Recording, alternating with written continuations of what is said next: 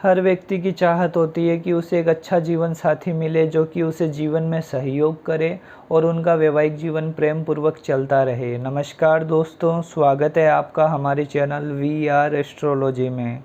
दोस्तों, आज इस वीडियो में हम चर्चा करेंगे कि धनु लग्न वालों का वैवाहिक जीवन किस प्रकार का रहता है, उन्हें वैवाहिक जीवन में सुख मिलता है या फिर दुख मिलता है। इसकी संपूर्ण चर्चा इस वीडियो में हम करेंगे।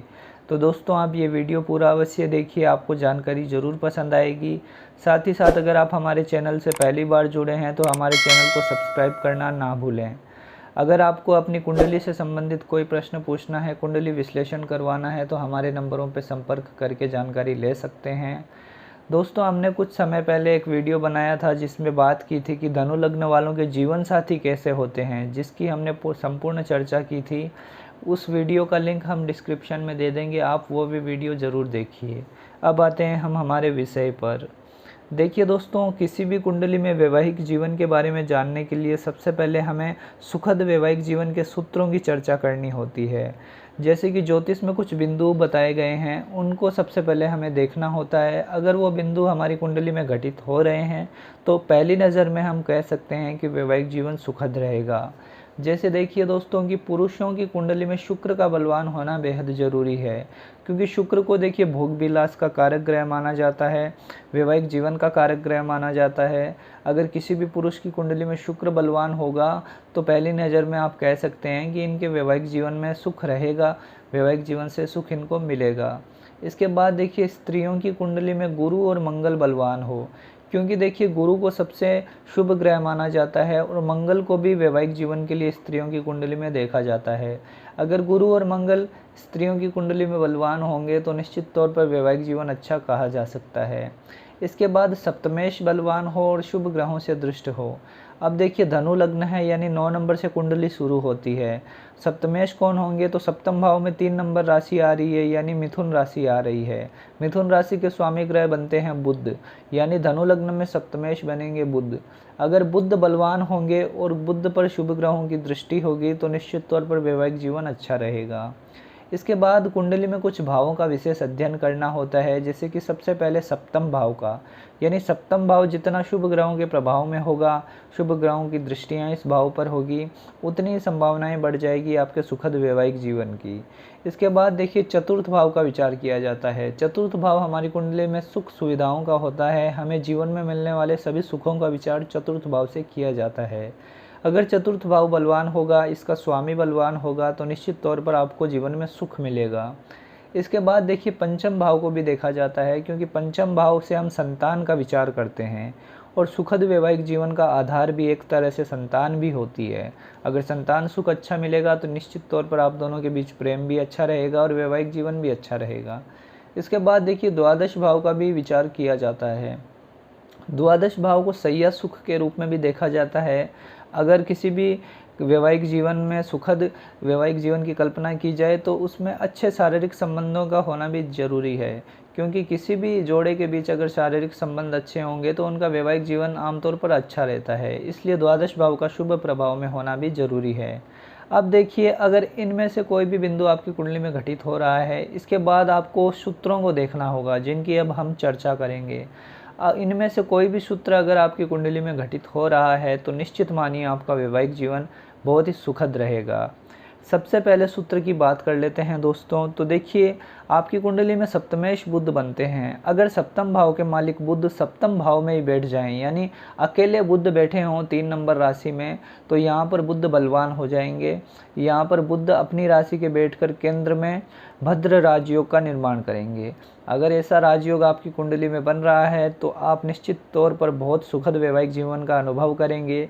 जीवन साथी आपको बहुत ही बुद्धिमान, ज्ञानी और सुंदर मिलेंगे।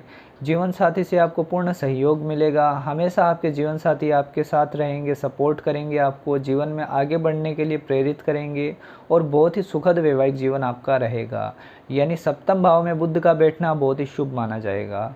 इसके बाद अगले सूत्र की चर्चा करते हैं। तो देखिए, बुध आपकी कुंडली में सप्तमेश बनते हैं, वो अगर दसम भाव में बैठ जाएं तो भी आपका वैवाहिक जीवन बहुत ही सुखद रहेगा, क्योंकि देखिए यहाँ कन्या राशि होती है, वो अपनी ही राशि में होते हैं और एक तरह से उच्च के हो जाते हैं। बुध कन्या राशि में उच्च के माने जाते हैं। और बुध अकेले अगर दसम भाव में बैठ जाएंगे तो आपके वैवाहिक जीवन को सुखद बना देंगे।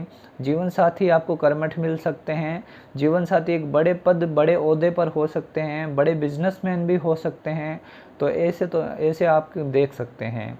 इसके बाद देखिए अगले सूत्र की चर्चा करते हैं। अगर आपकी कुंडली में देखिए बुध भाग्य भाव में बैठ जाएं और यहाँ पर भाग्य भाव के मालिक भी सूर्य भी इनके साथ में युति करते हों तो यहाँ पर बुध आदित्य योग का निर्माण होगा।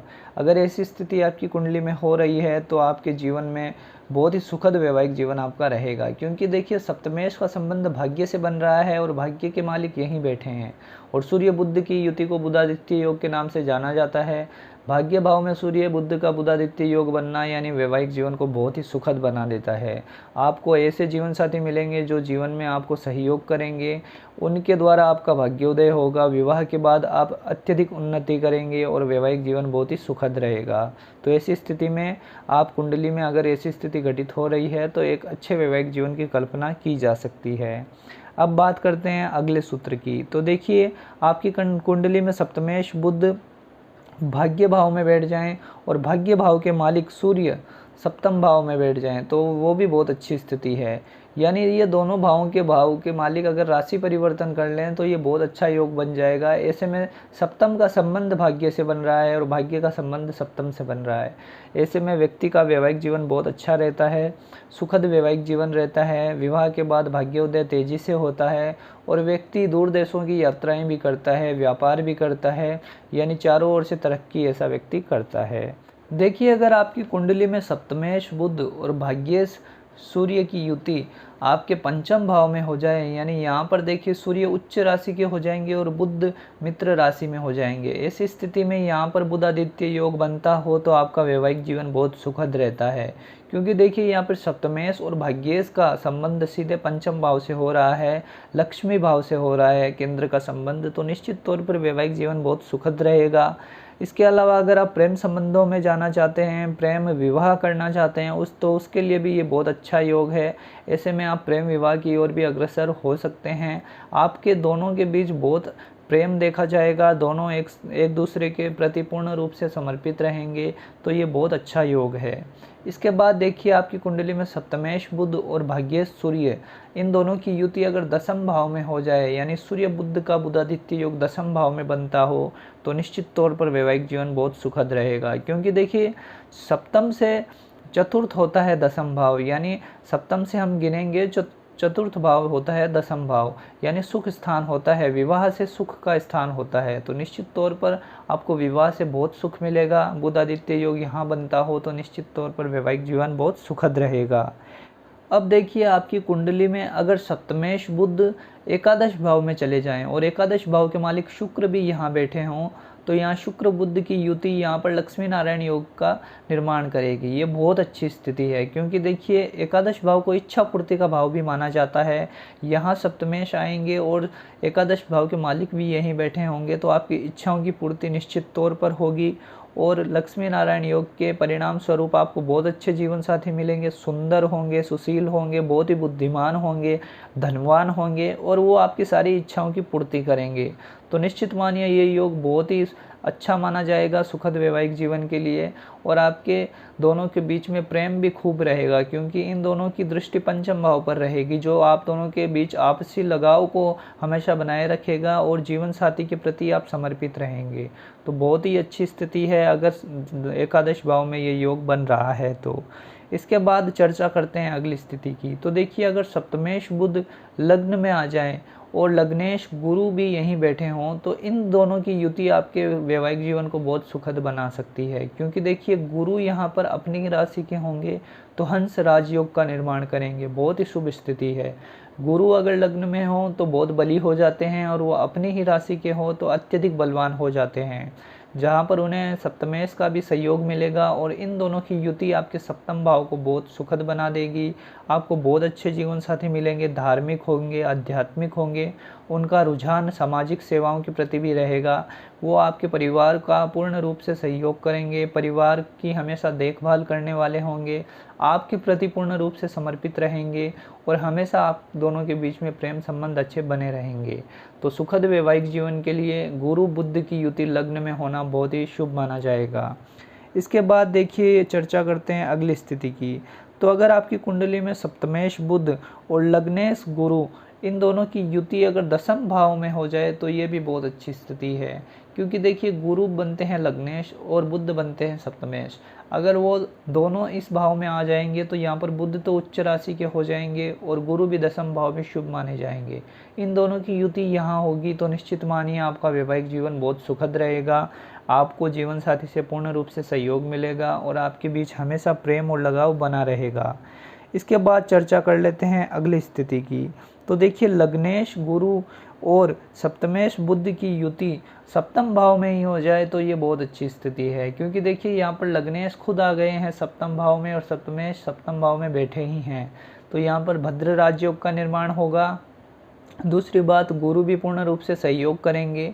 अगर अकेले गुरु बैठेंगे तो वो फिर भाव हानि करते हैं, परंतु यहाँ सप्तमेश साथ में बैठे हैं तो निश्चित मानिए वैवाहिक जीवन बहुत सुखद रहेगा, आप दोनों के बीच प्रेम बहुत रहेगा और आपको बहुत अच्छे और समझदार जीवन साथी मिलेंगे गुरु के प्रभाव के कारण। और दूसरी बात, बुद्ध के प्रभाव के कारण बहुत बुद्धिमान होंगे, थोड़े से चंचल हो सकते हैं और आपके प्रति पूर्ण रूप से सहयोगी होंगे। तो बहुत अच्छी स्थिति है ये भी। अब दोस्तों चर्चा करते हैं अगले योग की। तो अगर आपकी कुंडली के सप्तम भाव में लाभेश और सप्तमेश की युति हो जाए तो ये बहुत अच्छी स्थिति है। तो देखिए लाभेश आपकी कुंडली में बनेंगे शुक्र और सप्तमेश बनेंगे बुध, यानी शुक्र और बुध दोनों साथ में सप्तम भाव में बैठे हों तो यहाँ सप्तम भाव में लक्ष्मी नारायण योग का निर्माण होगा। सप्तम भाव में लक्ष्मी नारायण योग का बनना यानी आपको बहुत ही सुंदर जीवन साथी मिलेंगे, बहुत धनवान हो सकते हैं जीवन साथी, एक समृद्ध परिवार से हो सकते हैं, कोई बिजनेसमैन हो सकते हैं या फिर किसी आर्टिस्ट फील्ड में वो हो सकते हैं, आर्ट का कोई काम करते हैं हो सकते हैं, ऐसा देखा जा सकता है।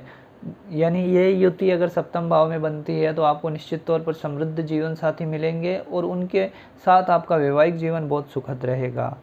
अब चर्चा करते हैं अगली स्थिति की। देखिए ये योग बहुत रेयर है, अगर आपकी कुंडली में ऐसी स्थिति बनती है तो ये बहुत ही शुभ माना जाएगा। इसमें क्या होता है दोस्तों, तो देखिए आपकी कुंडली में लग्नेश बनते हैं गुरुदेव बृहस्पति, सप्तमेश बनते हैं बुध और भाग्येश बनते हैं सूर्य। इन तीनों की युति अगर पंचम भाव में हो जाए यानी सूर्य बुध और गुरु पंचम भाव में आके बैठ जाएं तो ये बहुत ही शुभ स्थिति है, क्योंकि देखिए यहाँ पर सूर्य उच्च राशि के हो जाएंगे, बुध यहाँ आ जाएंगे तो वो सूर्य के साथ बुधादित्य योग का निर्माण करेंगे और गुरु भी अपनी मित्र राशि में आ जाएंगे और ये एक तरह से लक्ष्मी स्थान भी माना जाता है। तो त्रिकोण में इन तीनों ग्रहों की युति का होना बहुत शुभ हो जाएगा, आपकी कुंडली में वैवाहिक जीवन को बहुत ही सुखद और भाग्यशाली आपको बना देंगे, क्योंकि देखिए भाग्य का संबंध बन रहा है, सप्तमेश का संबंध बन रहा है और खुद आपके लग्नेश का संबंध बन रहा है। तो आपको एक ऐसे जीवन साथी मिलेंगे जो आपके जीवन में आपकी काया पलट के रख देंगे, आपको हमेशा सहयोग करेंगे और उनके आने के बाद आप जीवन में उन्नति के मार्ग पर अग्रसर हो जाएंगे।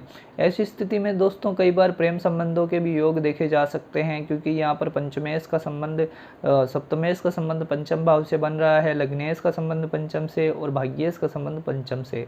तो अगर आप ऐसे में प्रेम विवाह भी करते हैं तो वो भी आपके साथ भाग्यशाली रहेगा, प्रेम विवाह करना भी आपके लिए बहुत अच्छा रहेगा और अगर आप घर वालों के हिसाब से विवाह करते हैं तो भी अच्छा रहेगा। ऐसे में निश्चित तौर पर आपका वैवाहिक जीवन अच्छा रहेगा। तो दोस्तों ये सूत्र थे जिनमें हमने चर्चा की कि धनु लग्न का वैवाहिक जीवन सुखद कब रहता है।